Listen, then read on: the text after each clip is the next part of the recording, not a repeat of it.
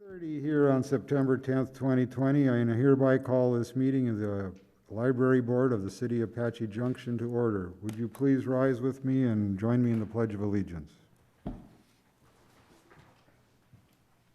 I pledge allegiance to the flag of the United States of America and to the republic for which it stands, one nation under God, indivisible, with liberty and justice for all. All right, you got to work on that. Roll call, please. Sam? Braden Biggs. Not here. Judy Bory. Here. Sam Graves. Frank Schoenbeck. Here. Vera Walters. Here. That's a short list. That was a short one. All right. This time I will call for a motion to accept the agenda. I move that we accept the agenda. Did I get a second? I'll second it. Thank you. Motion's been made and seconded. Could we take a roll call on a vote, please? Okay, Braden Biggs. Judy Bory. Yes. Sam Graves, yes. Frank Schoenbeck. Yes. Vera Walters. Yes. All right. I would entertain a motion to accept the minutes for November 14th, 2019 regular meeting and the June 18th, 2020 special meeting. I move we accept the minutes for the November 14th and June 18th meetings. Is there a second? I'll second that. Thank you. Motion's been made and seconded to accept the minutes for the November 14th, 2019 meeting, regular meeting, the June 18th, 2020 special meeting. Roll call vote, please. Braden Biggs, staying. Judy Bory. Yes. Sam Graves, yes. Frank Schoenbeck. Yes. Vera Yes. Walters. All right, we can skip the call to the public. Now we get to correspondence and communication. And I notice here that it says, we not propose, deliberate, or vote at this time under this agenda item. So, and we can't discuss these items except for clarifying comments. That's to stay with the open meeting law. So basically here, fellow board members, we're going to listen and ask only clarifying questions. All right? Sancy, is this you or Pam? This will be me. All right. Thank you for being here tonight, members of the board. So the first item on the correspondence and communication is concerning the Library Board of Trustees appointments and reappointments. Just information here concerning that soon the process for board and commission appointments and reappointments for those terms that expire on October 31st, 2020, and for those appointees who have not been able to fulfill their roles. Applications are due by September 15th, which is next Tuesday. So in November, we will have 3 new members on the library board. And at the November meeting, we will also hold our annual election of library board officers, which will be a president, vice president, and secretary. The officer who currently holds a position may not be reelected to that same position, but they may be nominated and elected for any other position. And each officer is expected to serve for a 1-year term. So that's just some information and reminders about that appointment. The next item is concerning the receipt of the Glenn Perkins Educational Foundation donation of $20,000. For those of you that were on the board back in 2017, you may recall that we received our first donation from the Glenn Perkins, which was then called the Glenn Perkins Family Trust, in the amount of $20,000. And at that meeting, it was there was a motion to unanimously approve and accept any and all donations from the Glenn Perkins Trust, to notify the City Council of any donations from the trust, and to send a thank you note from the board and the staff for any donations that are future received. Since 2017, each year we have received a donation check from what is now known as the Glenn Perkins Educational Foundation. This year's check was received by the library on July 2nd, 2020, and the City Council will be notified of the donation at next Tuesday's council meeting, and a thank you letter on their behalf will be mailed to the foundation. So now I'd like to read to you a thank you letter that I've written to be sent to the Educational Foundation on your behalf. And it's addressed to Amy Wells, who is the Senior Vice President and the Trust Officer for the Glenn Perkins Educational Foundation. And it reads, Dear Miss Wells, we would like to thank you for the $20,000 donation to the Apache Junction Public Library. This donation will provide enhanced services within the community of Apache Junction. We would also like to thank the Glenn Perkins Educational Foundation for remembering the library in such a generous way. And sincerely, it'll be signed by our Vice President of the Board of Trustees.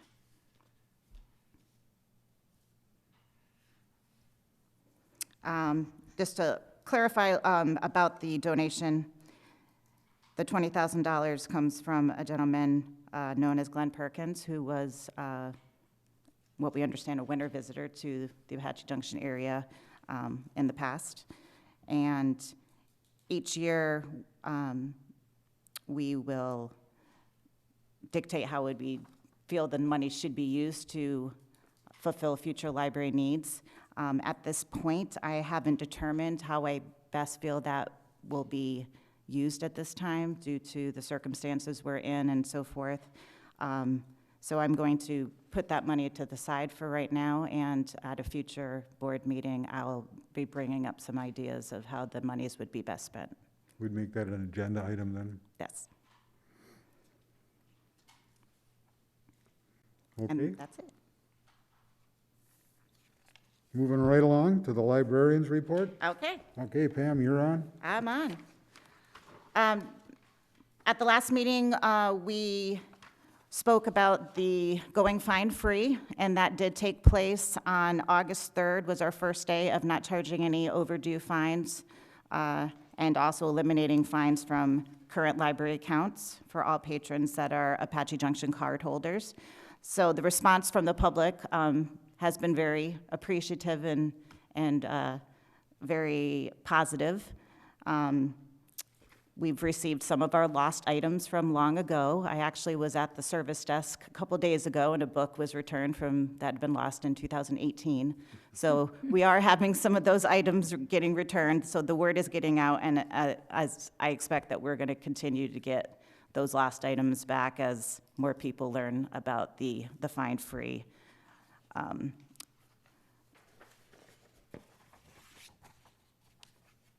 Okay, we've got 3 CARES Act grants that we applied for. So back in May, June, we received notice from the Arizona State Library that they were awarded upwards of $600,000 in CARES Act money. And this money was going to be available for libraries in Arizona to apply for to prevent, prepare for, and respond to the coronavirus. They decided to award these grants in 3 separate phases.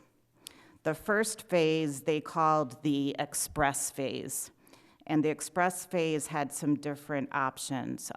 Libraries that wanted to apply could decide if they wanted to get a video kit that would include like a camera, microphone, filmmaking kit to do virtual programs in the library. One of the other options was a germ buster kit to help with sanitizing and disinfecting the library. We decided that we would like to, at that time, we decided to apply for the toolkit for the virtual programming. So we applied for what was called the Advanced Virtual Engagement Toolkit, which included a 4K camera, microphone, a filmmaking kit, and accessories, including a storage bag, cables, and so forth. And it was valued at about $1,000. We did receive that grant, and we have those items now in the library to be used for filming and doing Facebook videos and so forth. Is it for internal use, or are patrons allowed to use that equipment? It's funny because the camera that we received, it was the exact duplicate of a camera that we already had to be used with the public in our studio. So currently it's mainly being used by staff, but we do plan on using that equipment also in the studio with people that want to do audio and video recording. But it will be used in-house. Thank you. The second part of the CARES Act grants that was called the expanded level. And this was a maximum of $4,000 that could be applied for. It had to have something to do with connecting your community to the outside world to close the digital divide, as they call it. So we decided to write a grant to get mobile Wi-Fi hotspots. And if you know what those are, they're little contraptions that give you Wi-Fi access on the go mobile. We wrote a grant to get 15 of these hotspots with a full year's worth of unlimited data, and 12 of those would be circulating to the public. The other 3 were to be used on our bookmobile, which you often see probably in our west parking lot that says Fun Van on the side of it. 3 of those Wi-Fi hotspots would be used on the bookmobile for us to travel around the community and to offer Wi-Fi assistance to people in areas where they have most need for Wi-Fi access. They could park in a parking lot where we are and get Wi-Fi access while we're there. So we applied for that program and we were awarded that. We have already started circulating the Wi-Fi hotspots. Within 3 days of them being available, all 12 had already checked out. They're being checked out for a 28-day period. They give, I believe it's about 20 gig of data, which isn't too bad as long as you're not using it for gaming the whole time. Every month we get a full supply of the data again on those hotspots.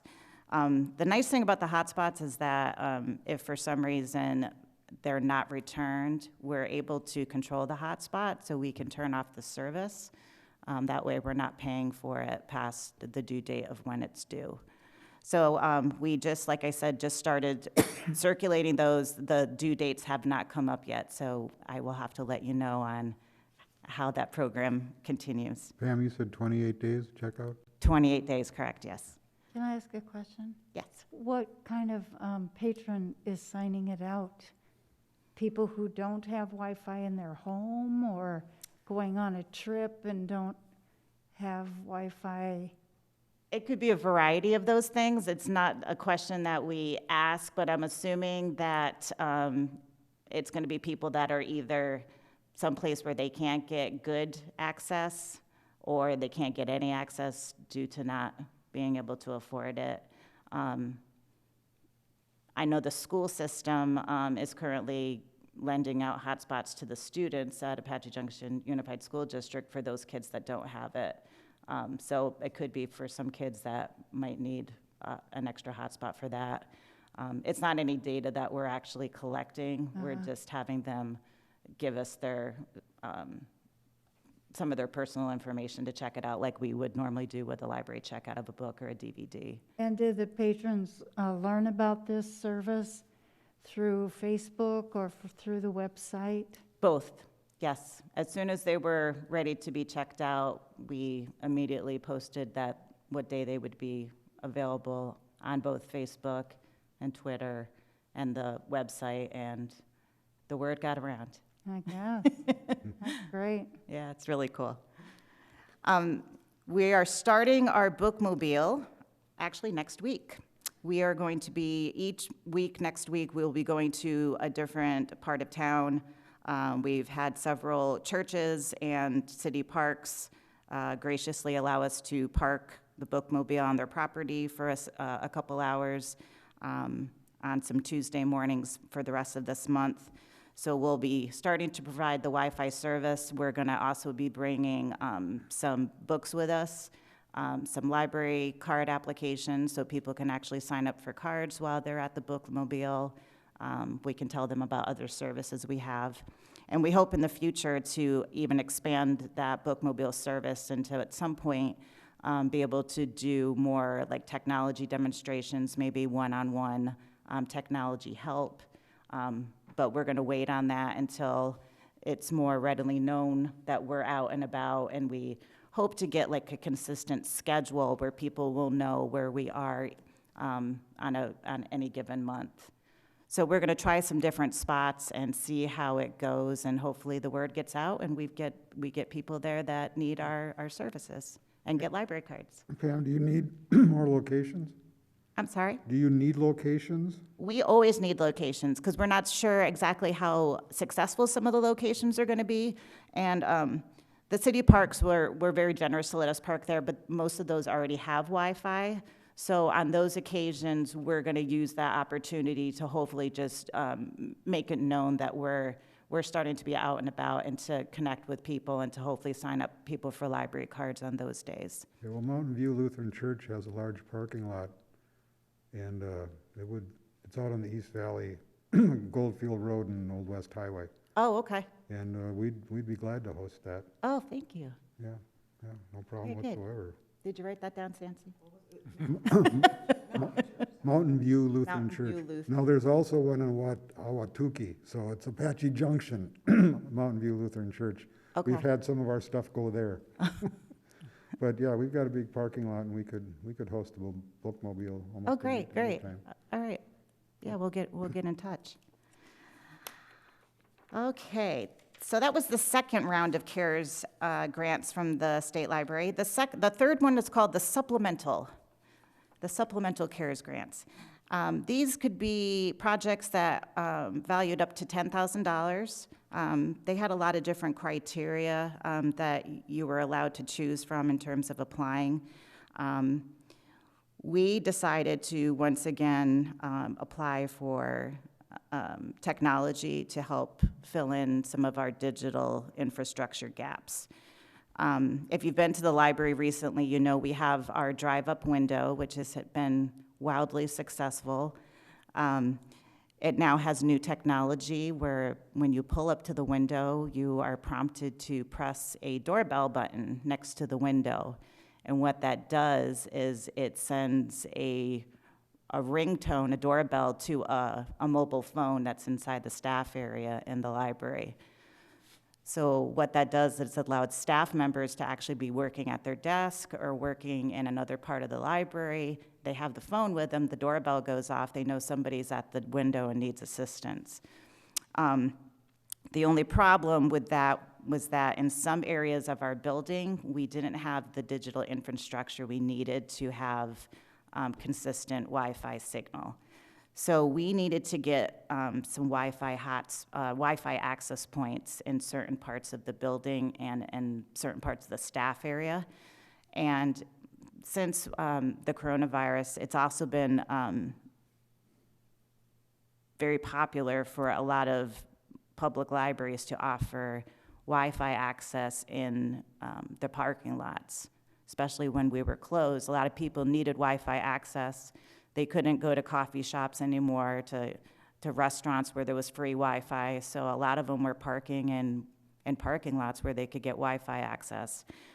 We do have some Wi-Fi access in our current parking lots, but it wasn't good enough to provide great access. So what we applied for was 4 Wi-Fi access points to enable internet access in our parking lots, and 1 indoor access point for the library staff area to improve that signal for the doorbell. The total cost for those Wi-Fi access points with the licensing was $8,300, and we were one of 23 libraries in the state to be awarded the supplemental CARES Act grants. And we were also one of only 2 Pinal County libraries that received all 3 levels of the CARES Act grants. So we are pretty proud of that. And now I'd wanted to give you a little update on, Ma'am, yes. who wrote these grants? I initiated the writing of them and then had staff members reread them, add add content to it, edit it, so it was kind of a team project, yeah. Good job. Thank you. Well, the library's had a history of, how do you say, being ahead of the curve, and I'm glad to see it's being continued, Thank you. because it has been so successful in the community and had such a reputation. And the things you're talking about are exactly what has made that reputation and continues to make it. So good work. Thank you, I appreciate that. I want to just give a little bit of a COVID update in terms of how the library is approaching that. So, we've been open, we never closed. When COVID hit and most places closed down in March, we always did have our drive-up window. I think, actually, I told a little white lie. I think we were closed 2 days because our drive-up window wasn't quite ready to be used yet, but we quickly got that up and running. So we really never closed. We closed our doors, but we didn't close access to all of our materials and also to our digital products. But since we've opened in early June, the stance we've been taking is by limiting capacity in the library. It's been fairly easy to do at this point. Our patron load isn't so great that we have to tell people to leave the library because there's too many people in there. It's been pretty consistent throughout the day. Much of the seating's been taken away. We only have a scattering of tables across and chairs across the building. So of course that doesn't encourage people to spend too much time in there. We have signs up saying that they can use our computers for an hour and they are cleaned both before and after they're used. We have a roamer person that goes around the building every hour and makes sure that high-touch areas are being cleaned. And browsing has also been limited to approximately an hour. So it's been going quite well. We are seeing the numbers starting to increase now, however. And I was going to show you some graphs that we made to kind of show you where we started from in March and where we are now in terms of different library data. So the first one on the screen, and I think you also have a paper copy, is patron use comparison from 2019 to 2020. So what this is comparing is patron use of the library. The blue bar is 2019 from the months of April to August, and the red bar is patron use from April to August in 2020. So you're probably wondering, well, if we were closed in April, how did we get any patron use in April? So what we're counting as patron use in this graph is drive-up transactions, which during April and May, we're counting we had somebody sitting at the window at all times since we didn't have the intercom doorbell set up yet. So we were pretty much counting any card that came through, regardless if we actually had an interaction with them. So some of them may have just been returning books, but they visited us, so we counted it for those couple months. It's also counting telephone calls into our central call center in the library. And it's also counting for the months of June, July, and August, all of our in-person door count visits. So you can see in April, it was quite low, 2,200, and then it stayed the same for May for this year. But in June, when we opened the doors back up, we more than quadrupled, it looks like, our number, almost quadrupled our numbers, so we're up to 8,000 compared to 15,000 last year. And we've gone back up again to over 10,000 in July and down a little bit in August.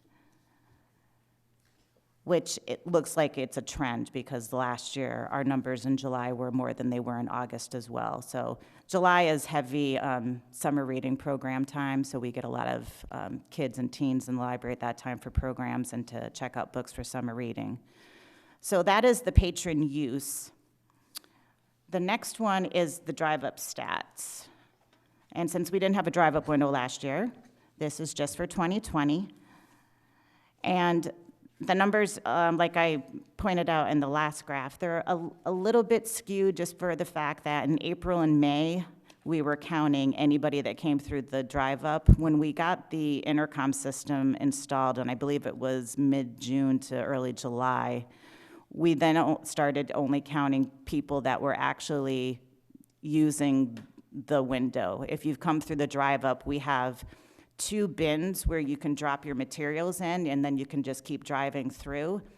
But if you need staff assistance, you need to actually pull up to the window, and we need to eject the drawer and have a transaction with the customer.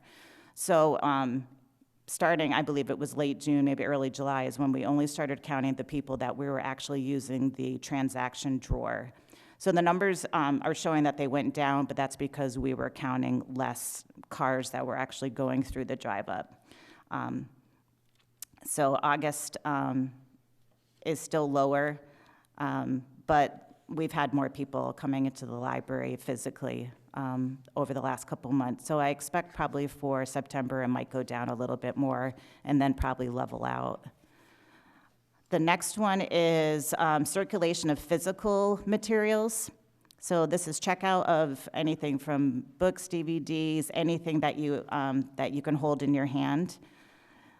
So a comparison of our numbers from 2019 to 2020 with the blue and the red. And you can see we're steadily increasing each month with our physical checkouts. Even though our door counts have gone down from July to August, our physical checkouts have still went up. Have you seen a change in number of items checked out? We did, recently passed the regulations allowing for more items to be checked out. Is that happening that you noticed? Yes, it is. We went up from 15 to 20. I believe it was last August. So yes, people are definitely taking advantage of that, especially parents with young children. I always felt bad for them when they could only check out 15. 15 picture books might last you a couple nights to have a few extras on hand, and especially if you got 3 or 4 kids.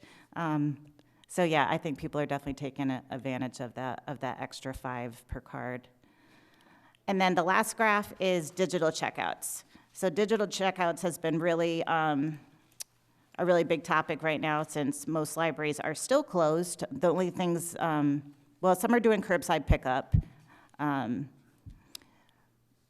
but for a while there, the only things that could be checked out from libraries that didn't have a drive-up window would be digital items. So this would include ebooks, which are electronic books, electronic audio books, music, streaming videos that we have across our platform of electronic resources. So I expected, this one was the most alarming to me, I expected it to be more than last year, but I was concerned, I was not concerned, but I was surprised to see that July went down from last year. But the good thing to see is that last year it was pretty consistently between 10 and 11,000, except for in July, which again is summer reading month. And now it looks like as if we have pretty much leveled off in the 12,000. So the numbers are up in general. They're just more consistent.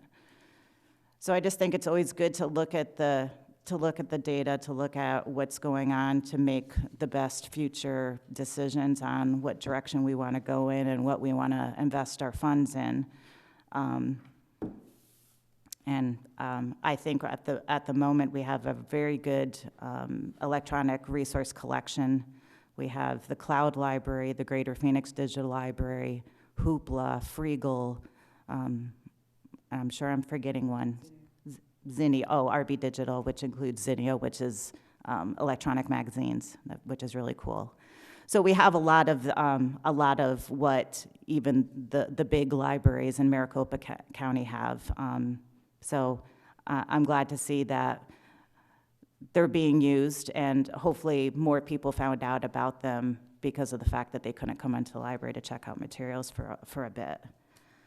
So that's all I have for the graphs. I just have a couple other things. Library programs. We have started a couple in-person programs in July that are still continuing. These programs have very few people allowed to be in there at one time. They have to wear masks, and we're doing enhanced cleaning procedures for those. Those would be the Fun Van Parenting Education Program, the Writers Group, which meets twice a month, and the Art Group. So we have the large North Wing program room and the new room that's in, we call it new, it's like 2 years old now, that's in the back of the North Wing. Very large space. It's where we do our winter lectures. It's a great space for being able to spread out and to, especially for Fun Van, where you need to have some distance between the kids and the parents. So those have been going very well. And we did start a new homebound book program. It's called Books by Mail for the Homebound. And what it does is it allows patrons in Apache Junction, Santan Valley, Queen Valley, and Gold Canyon to request to have up to 3 large print titles, books, delivered, mailed to their home for free. And then we provide them with a mail bag when they're sent to them, and all they do is they flip the card over in the mail bag, and when they're done, they mail them right back to us. So we're still getting the word out about that one. That one's a little harder since it's not probably people that are on Facebook and the website so much. But we feel there's a need for that out there. So we have started that, and we have signed up a handful of people for that, so we hope to keep growing that program. Are you cross-referencing at all with Parks and Rec as far as who they deliver senior meals to? That is a great idea. That might be good Okay. point of contact. Secretary? Thank you. Yeah, that's a great idea. Thank you. Mm-hmm. So that is all I had for the librarian's report tonight. Did anybody else have any other questions? All right, well, we have no old business. We have no new business. We aren't going to put up with any monkey business. So any requests for future agenda items, anybody here on the board? Okay, at that point, hearing none, I will adjourn this meeting at 7:03. That's it. Thank you.